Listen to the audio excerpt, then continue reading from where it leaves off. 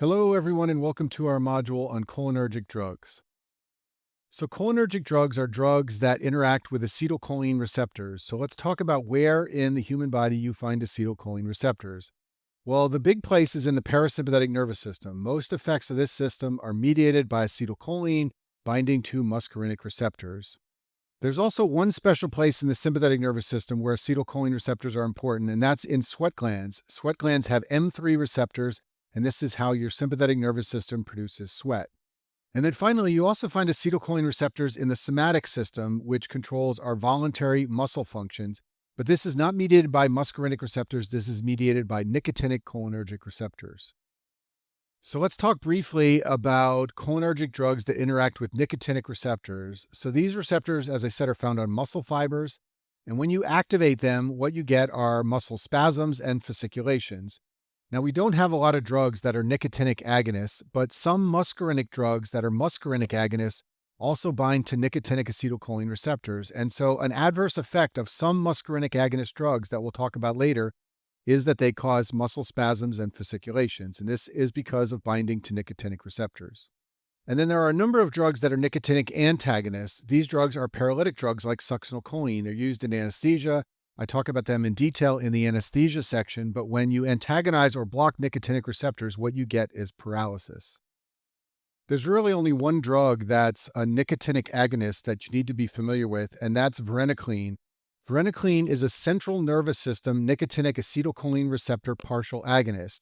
It only binds a specific subtype of nicotinic receptor called the alpha-4 beta-2 subtype, and this subtype is found only in the central nervous system. So this drug, even though it's an agonist to nicotinic receptors, doesn't cause any muscle contractions or spasms or fasciculation. This drug is prescribed to patients who want to quit smoking. It's used for smoking cessation, and the reason it works is because it blocks nicotine binding in the central nervous system, but because it's a partial agonist, it produces some of the nicotinic effects so that withdrawal symptoms and cravings aren't so bad. It does sometimes cause adverse effects because of stimulating this subtype of nicotinic receptor in the central nervous system, things like GI discomfort and sleep disturbance. But the main thing to know about this drug, especially for the step 1 exam, is that it's a partial agonist of nicotinic receptors only in the central nervous system. So now I'm going to talk about cholinergic drugs that work as acetylcholine receptor agonists. Most of these drugs are designed to target muscarinic receptors and to try and treat different disease states by activating muscarinic receptors. So we'll go through all of these 5 drugs here, which are acetylcholine receptor agonists, in the next few slides.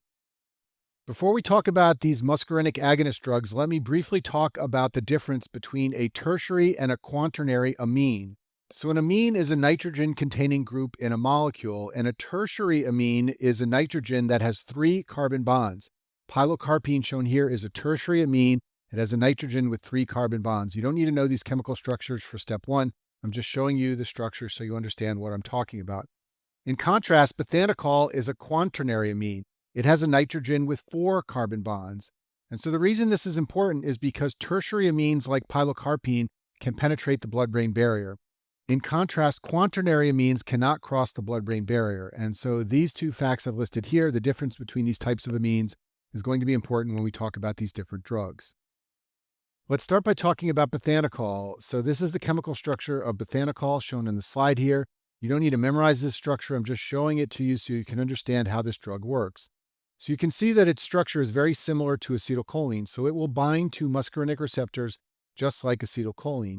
However, it has this NH2 group right here, and this helps it to resist breakdown by the enzyme acetylcholinesterase.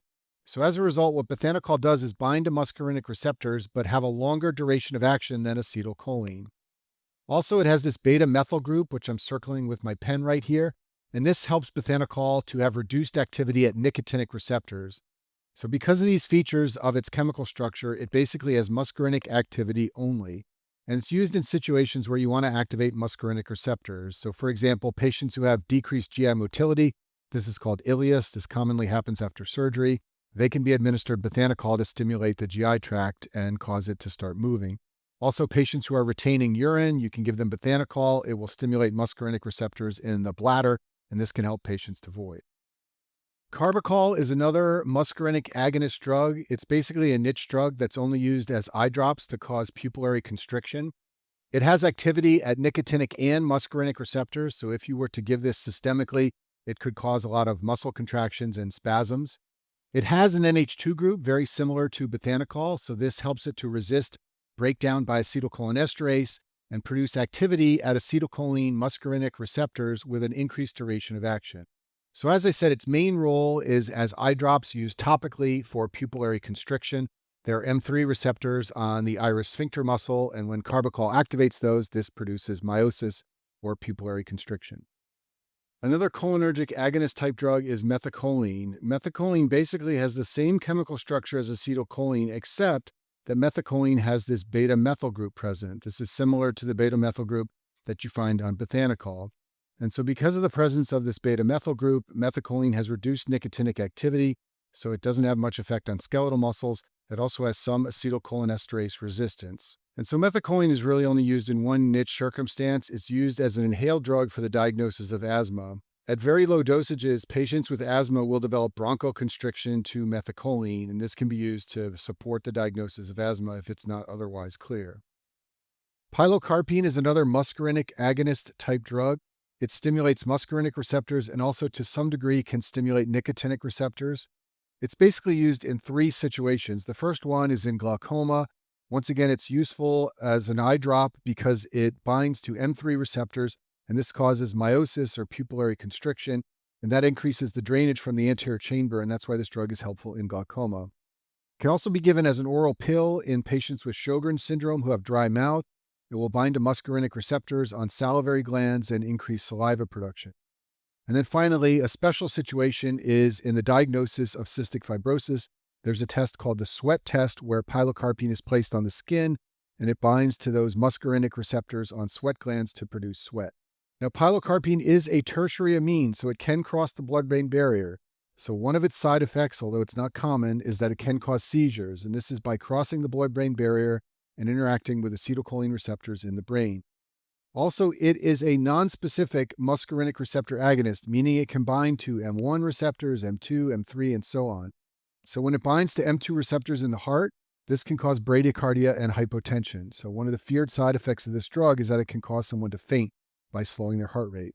It can also bind to muscarinic receptors in the lungs and cause bronchoconstriction, so this drug is contraindicated in patients who have uncontrolled asthma or COPD because it will worsen their respiratory condition. There's an alternative to pilocarpine for the treatment of dry mouth, and that's the drug cevimeline. This is also a muscarinic agonist, but it's selective for the M1 and M3 receptors, so it's more selective than pilocarpine. It doesn't activate M2 receptors in the heart. So just like pilocarpine, you can use this to treat dry mouth in patients who have Sjogren's syndrome or any other cause of dry mouth like radiation-induced gland dysfunction. Importantly, it does not have M2 effects, so it's not going to cause bradycardia and hypotension like pilocarpine can. It does, however, have other adverse effects related to activating M1 and M3 receptors throughout the body. So it can stimulate GI motility and cause nausea, diarrhea, and cramps. It makes people sweat, and this is something they don't like about taking this drug. They sweat profusely. It can stimulate the detrusor muscle of the bladder, causing urinary frequency.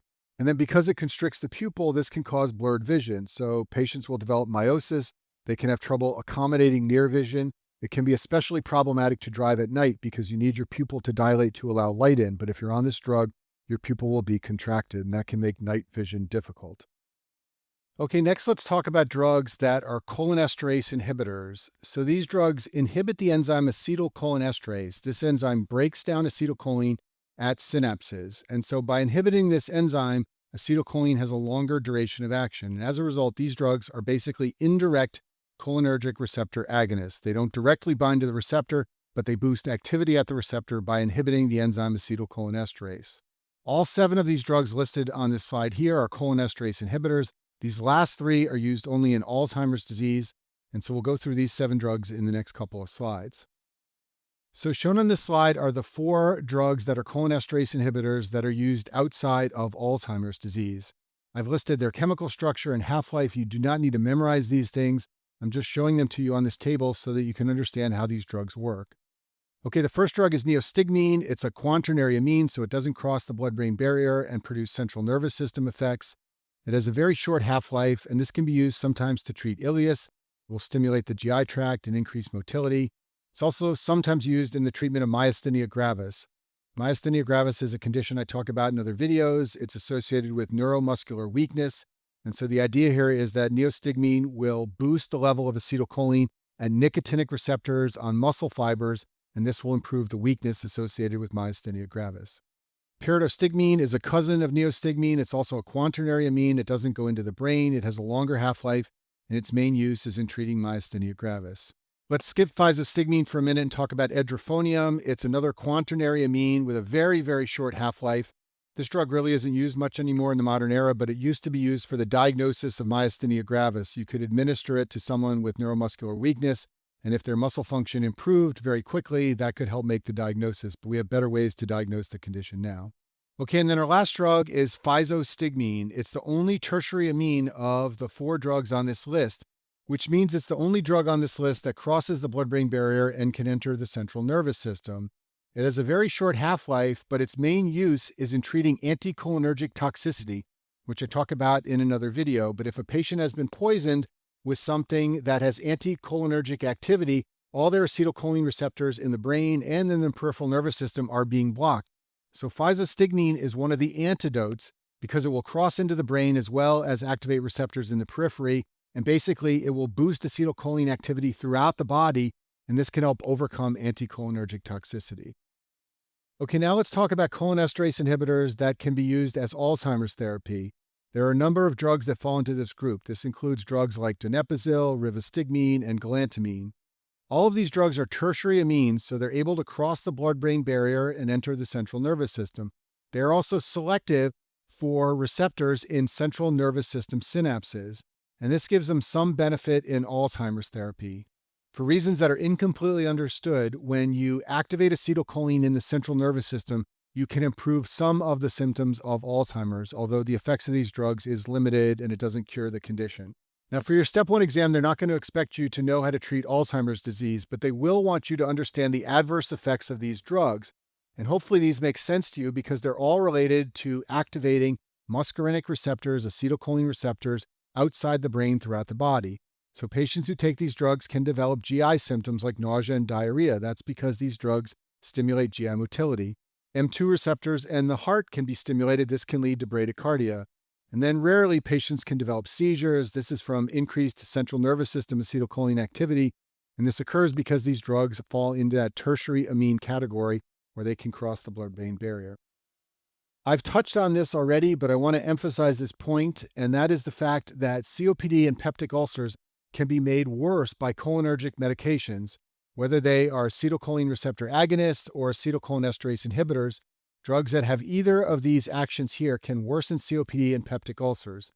The reason COPD can worsen is because the bronchioles have M3 receptors, and so drugs that increase activity at these receptors can cause bronchoconstriction.